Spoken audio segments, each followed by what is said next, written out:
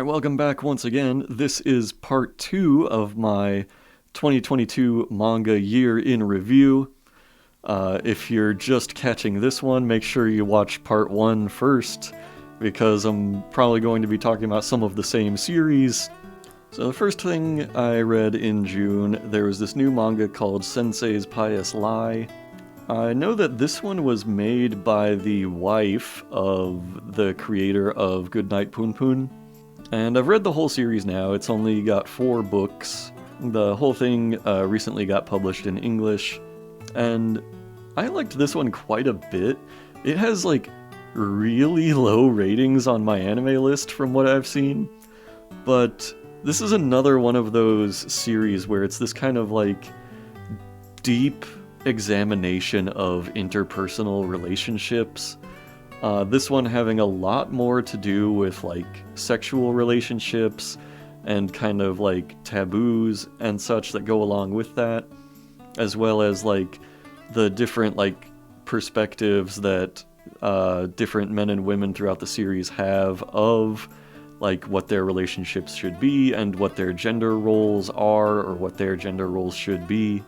It is also very moody. There's basically no joy to be had in this whole series.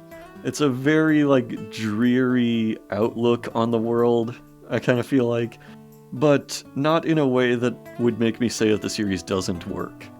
I really like it. I mean, I only glanced at some of the negative reviews I saw of it online, and then after those glances I tried not to give them a lot more of my time, because they would all say things like, oh, this artist hates men, and is just saying that all men are evil, and is stereotyping men, and I'm just I don't know, a lot of people read this manga and took it very personally from the sounds of it. But for me, I'm just kind of I'm interested to read perspectives of people that are very different from me. I don't think this is a harmful manga, I don't think it's hurting the world by having its perspectives out there. And honestly, by the end of it, I found it pretty satisfying. I mean, there were definitely a lot of parts where I feel the characters behaved irrationally or unrealistically, but it was all in service of this kind of social commentary, and so looking at it from that perspective, I still feel it works. So I mean, I would recommend it if you want to read something really heavy and pretty thought-provoking, and an unusual piece of social commentary, or a social perspective that you yourself might have never seen before. My next one isn't exactly manga, but it is something manga related that I bought this year.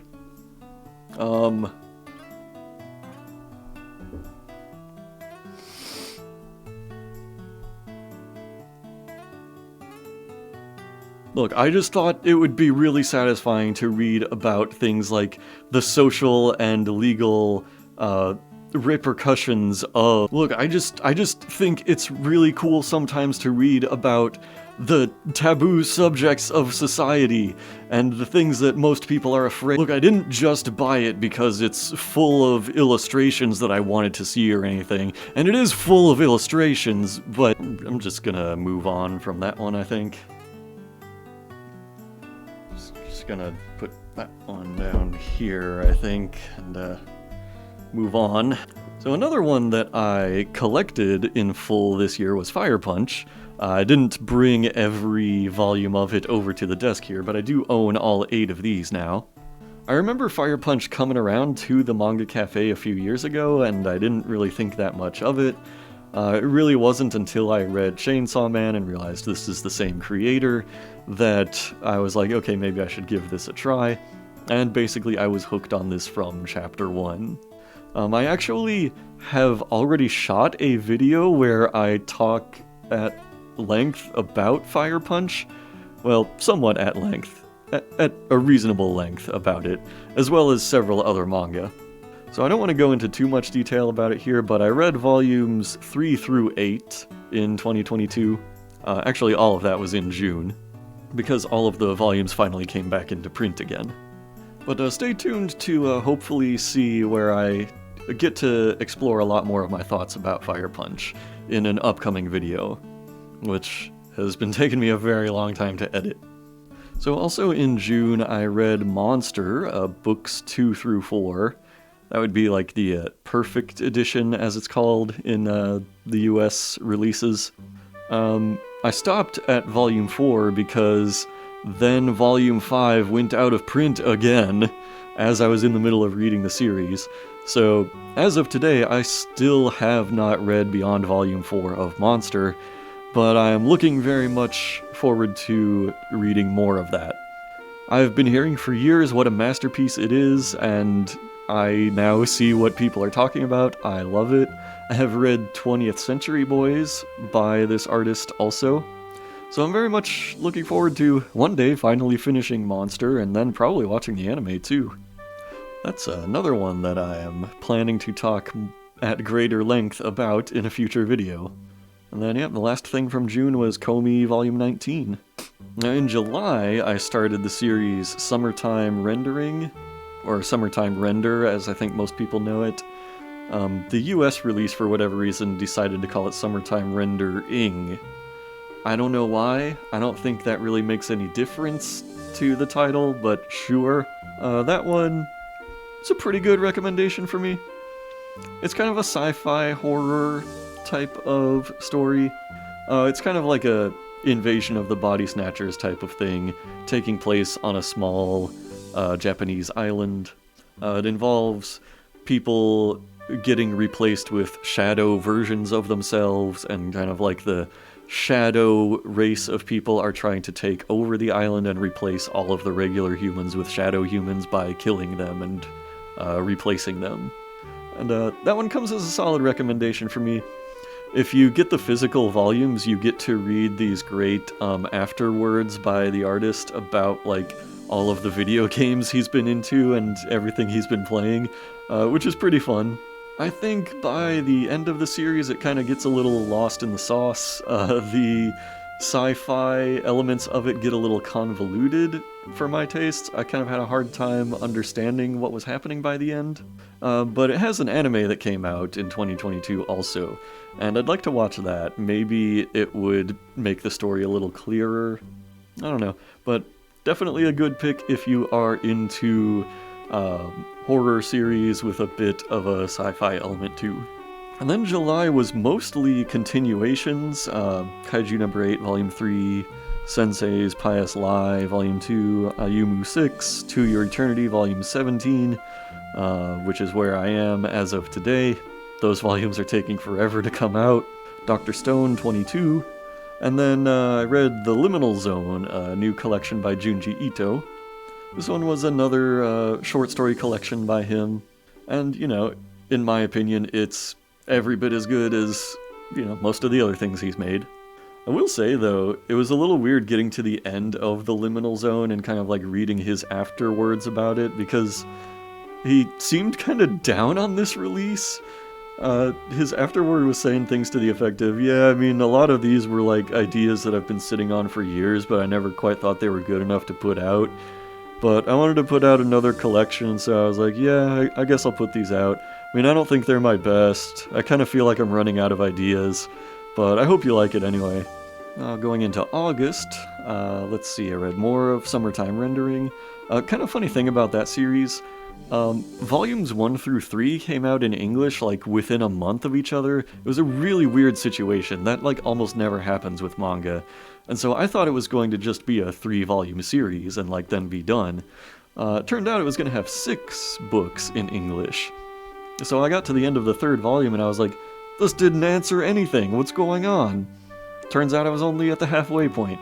Oh, another thing I bought in August was Dai Dark. This is volume 4. If the art style looks familiar to you at all, you might recognize this as the artist that made, Dorohedoro. And this, more than anything, is like definitely a series that's worth reading for the art style. Same thing with Dorohedoro. Like, this artist has like such a unique style and such a unique voice that, like, I will pretty much read anything she makes at this point. Dai Dark is her series about basically necromancers in space. That's all you need to know.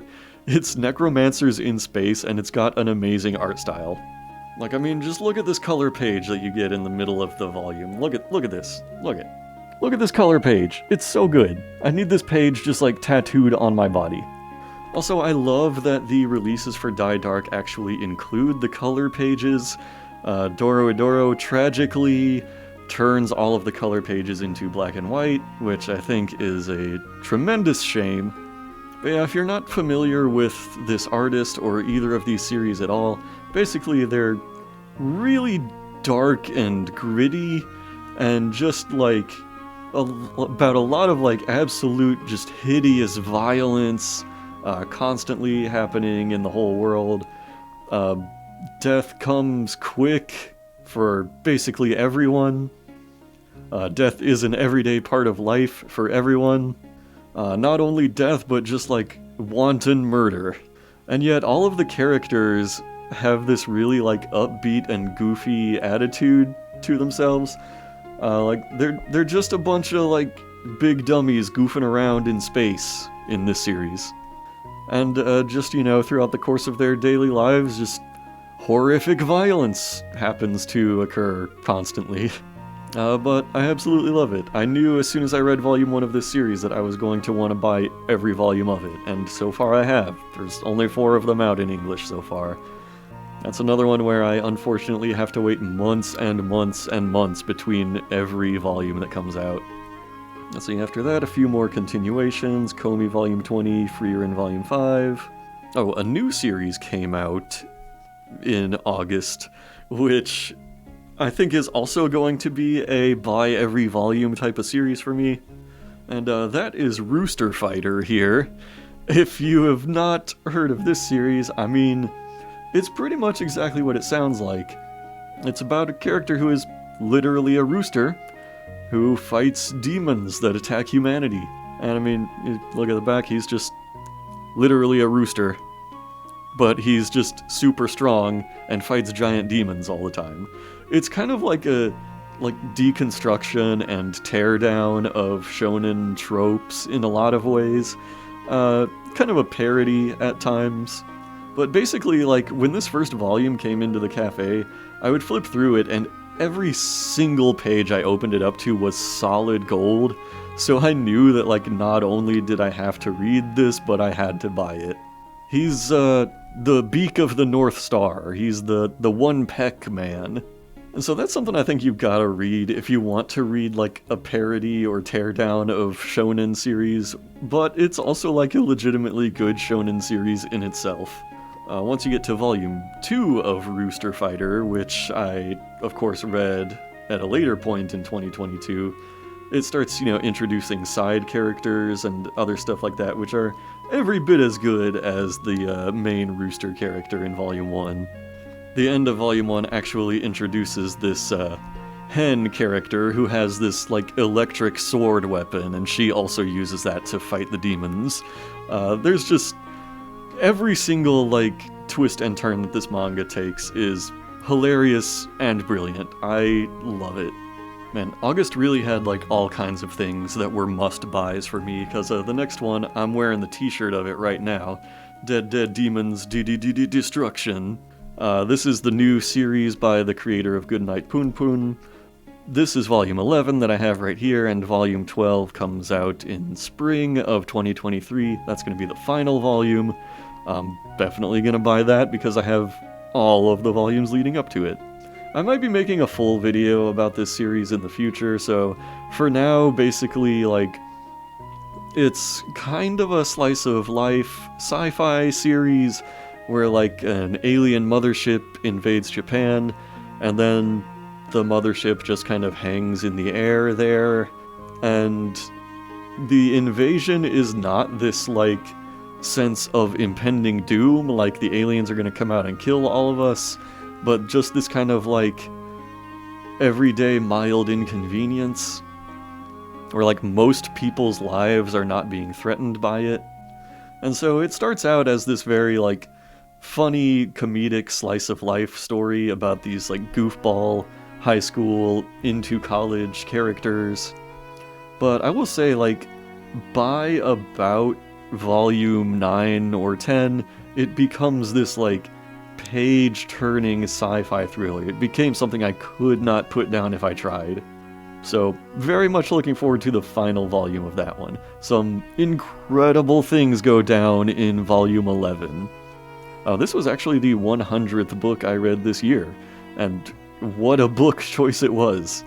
But yeah, it's got so many things going for it. It's a lot of, like, social satire and social commentary.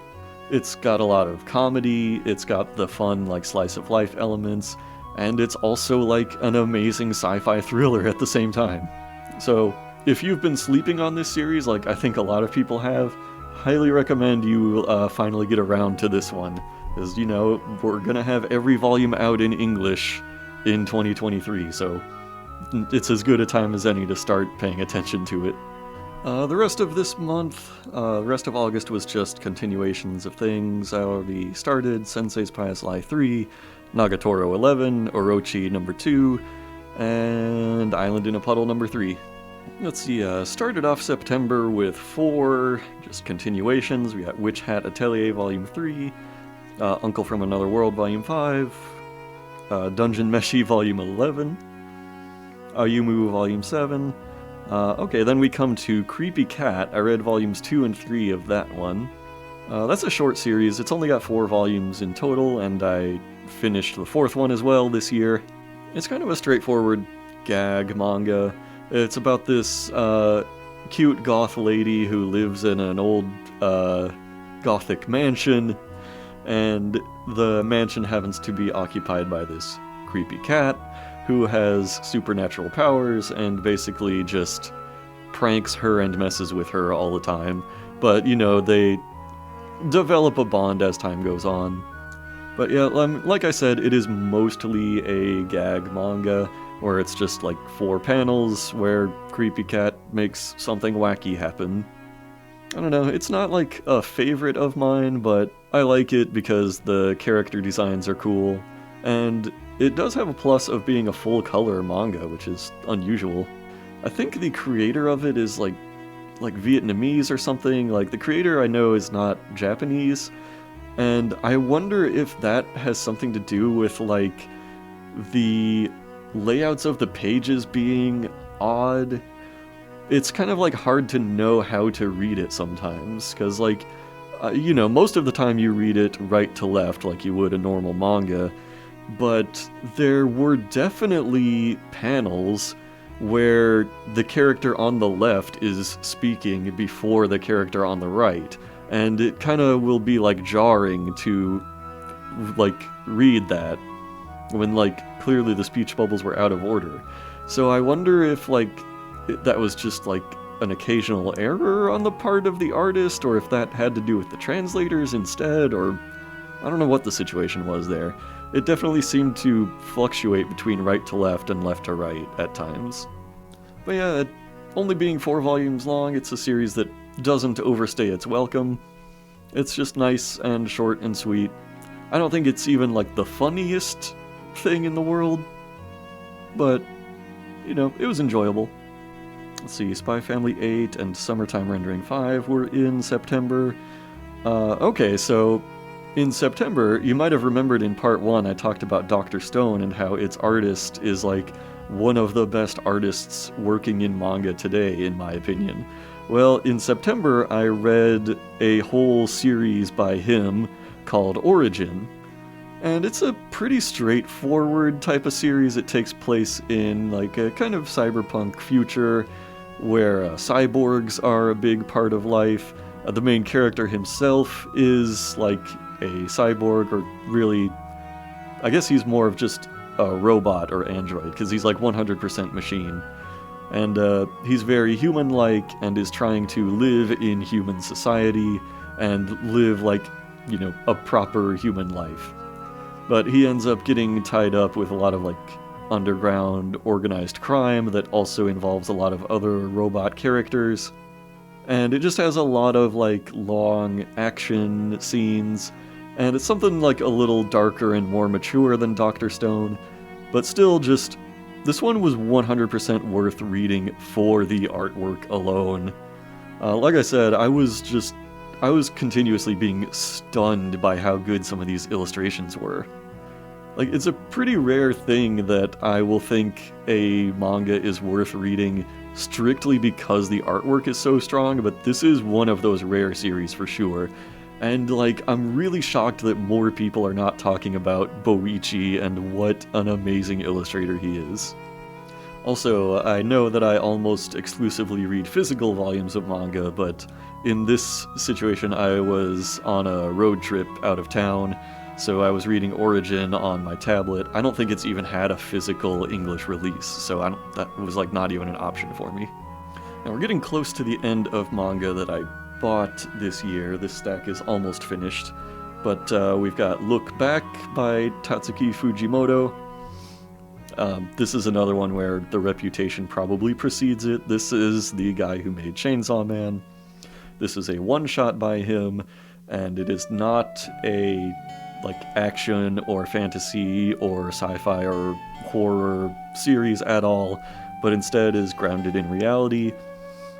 Some speculate it probably has autobiographical elements to it, because the main character makes a manga at some point in this series that's called Shark Kick, and it looks very much like Fire Punch. Even the spines have like the same design in this manga.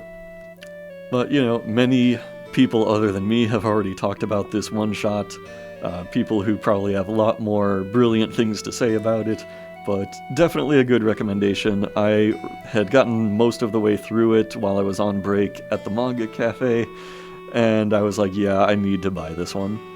So it's a very heartfelt and emotional story that I think just about anybody should read, but especially if you are a fan of this artist. Now, some fun stuff is going to happen with that cover sitting there. That's it for September now. So let's see what happened in October. I finished up Summertime Rendering, caught up to Volume 2 of Crazy Food Truck, Nagatoro Volume 12, Kaiju number 8, Volume 4, Komi Volume 21. Oh, I started on Dandadan, or as I've heard some people call it, Dandadan. Now, I heard that this artist was a former assistant to Fujimoto there, and this is a new shonen action series by him. I've only read Volume 1 so far, but it seems pretty promising if you're into like supernatural action shonen series. It's about like this guy and girl in high school, and like they're in this kind of like occult club, as it were. Every Japanese high school seems to have an occult club for whatever reason.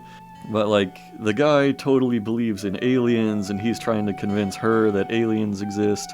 And she doesn't believe at all, but she believes in spirits, and she's trying to totally convince him that spirits exist, and he doesn't believe in them at all. And, well, as it turns out, both aliens and spirits are 100% real.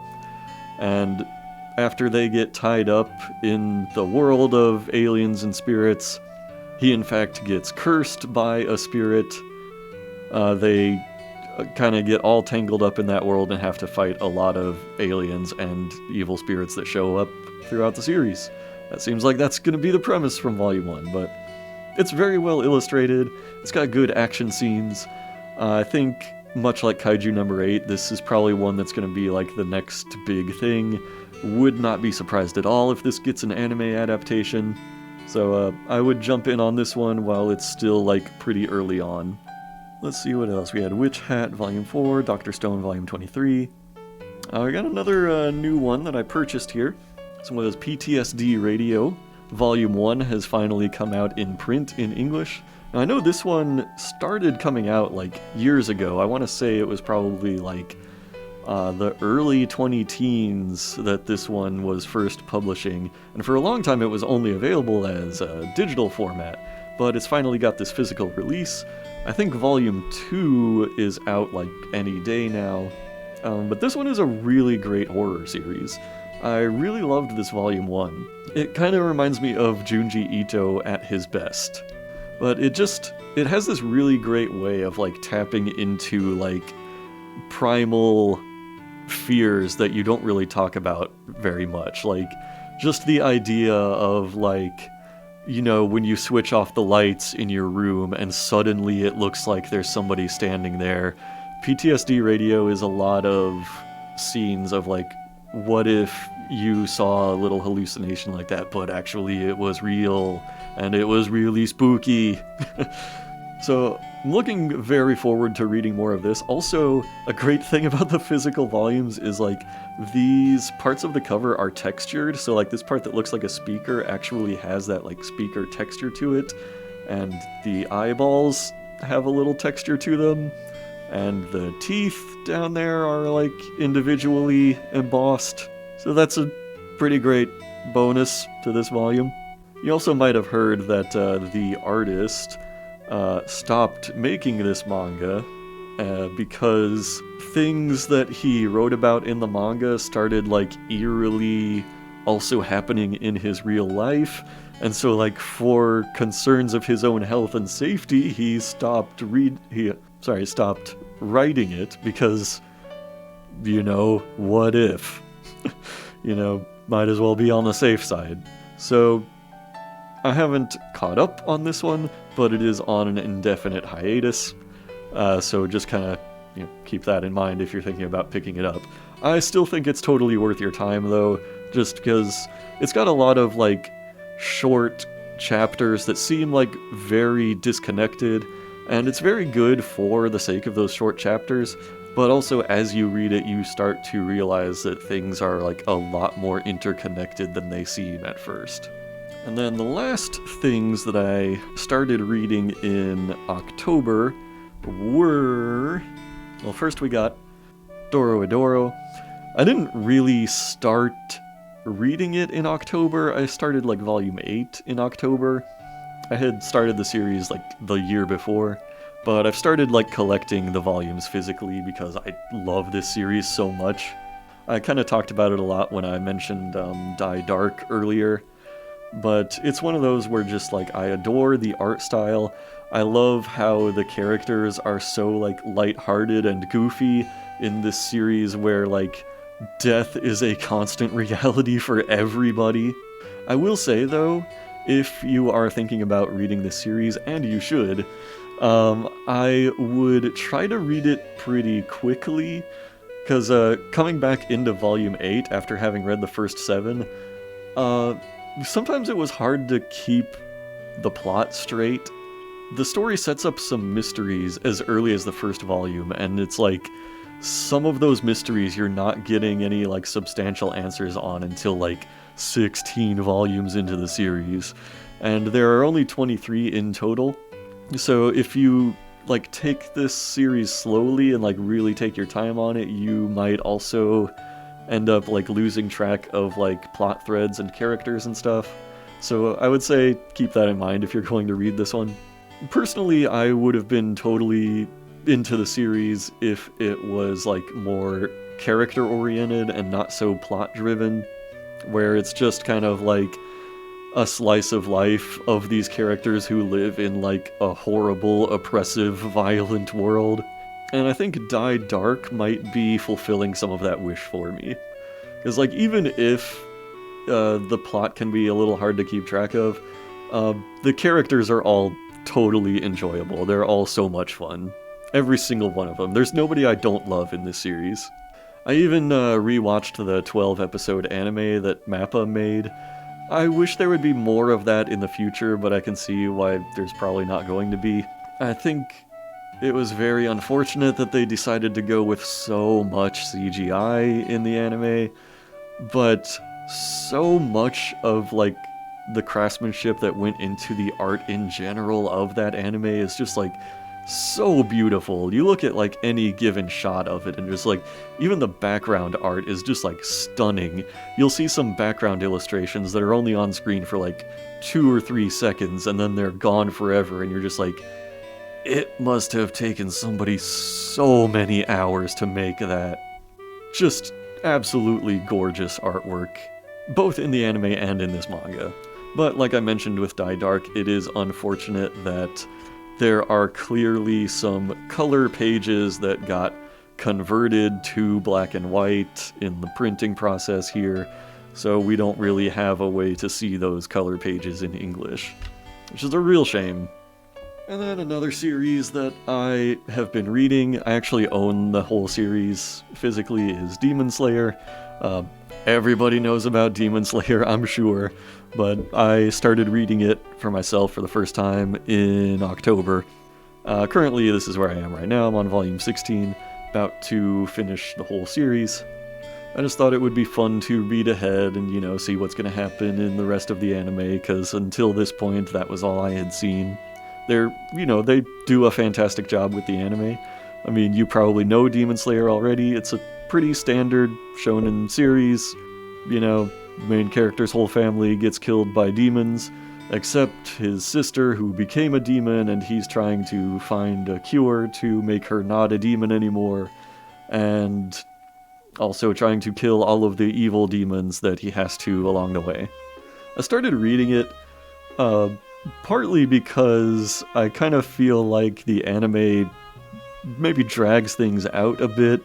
Although the action scenes are, incredible and, stunning and mind-blowingly beautiful, they also go on for a really long time, to the point it kind of gets exhausting.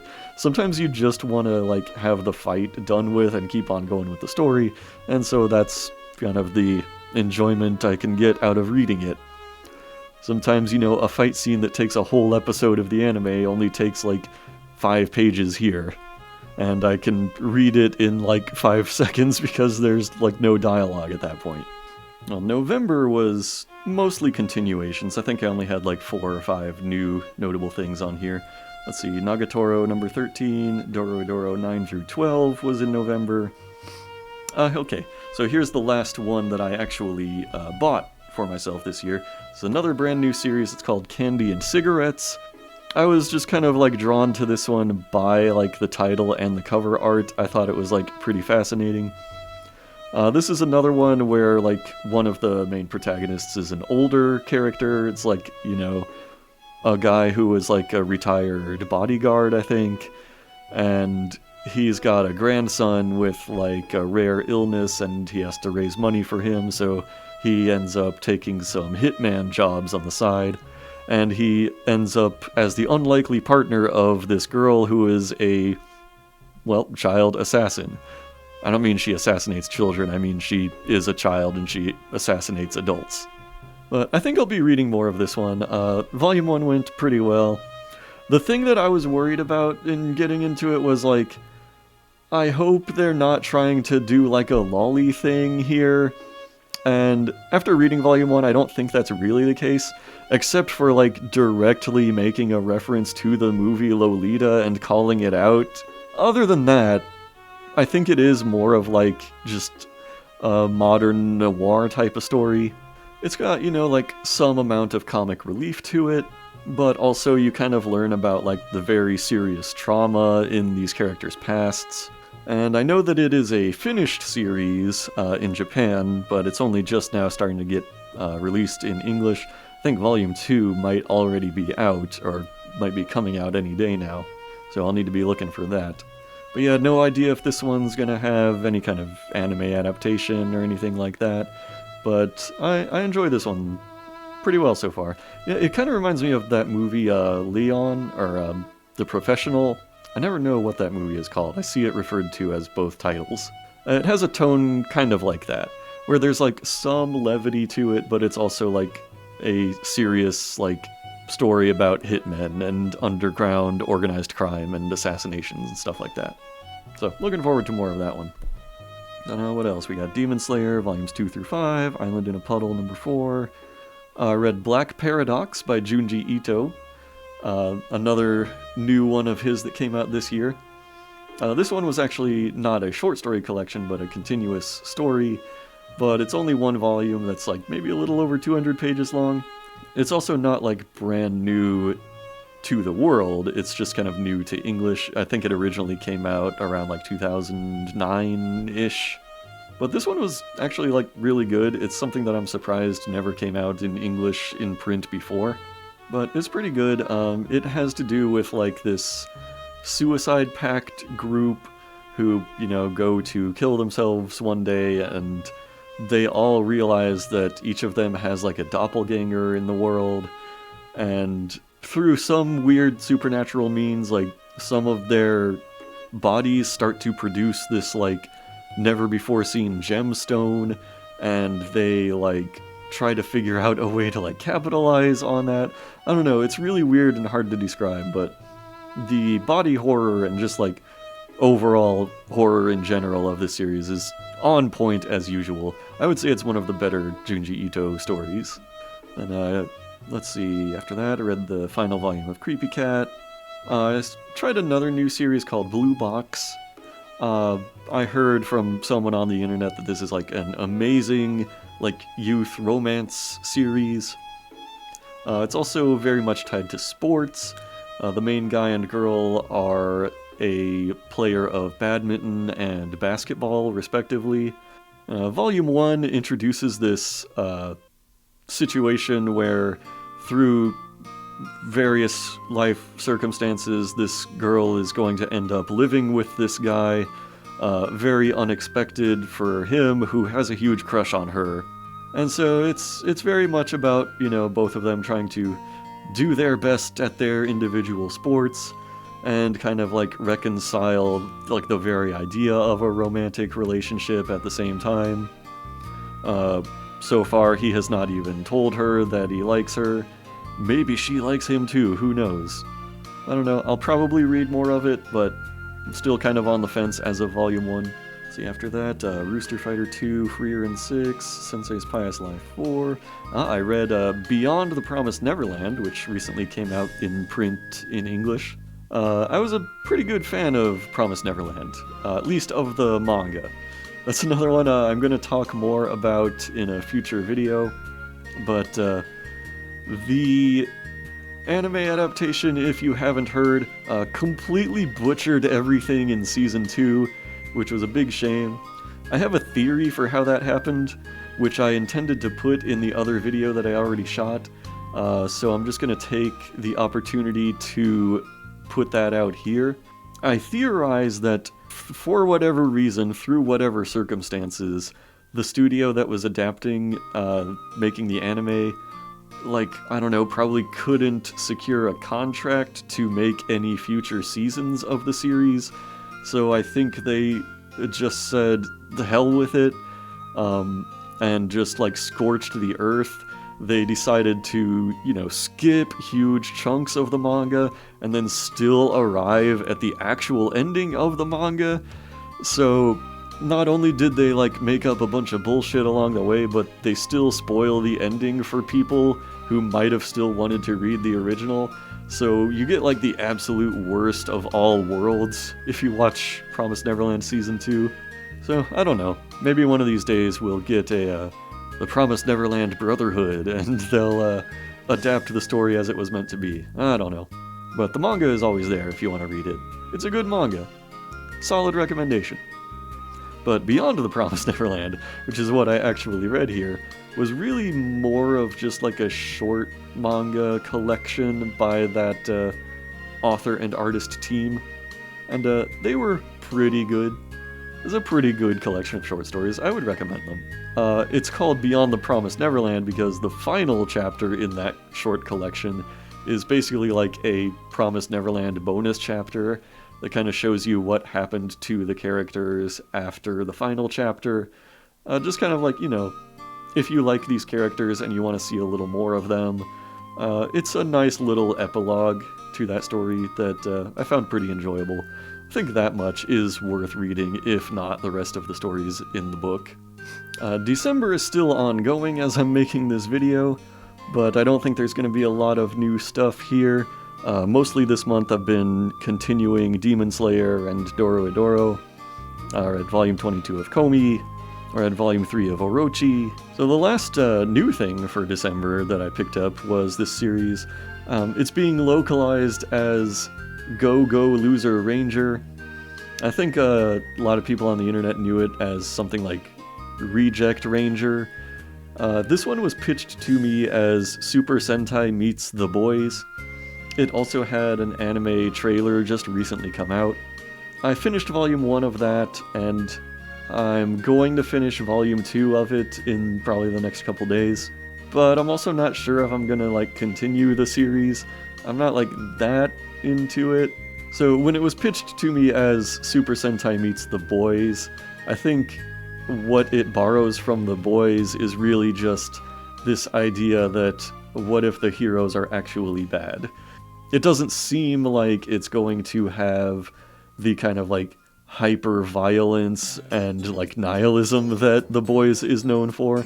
Like, so far, it's not very violent. And instead, it's just kind of about, like, you know, these Super Sentai type of people who fight evil henchmen every week. And it's about one of those henchmen, like, getting loose and trying to overthrow the Super Sentai organization. And, like, that whole institution that is basically keeping his alien race imprisoned and oppressed on Earth. It's by the same creator who had previously made the Quintessential Quintuplets, which I have not watched. As of now, I'm not really interested in, but a lot of people know him from that. Yeah, that's a series that I've been very on the fence about. So yeah, that is my whole manga year in review.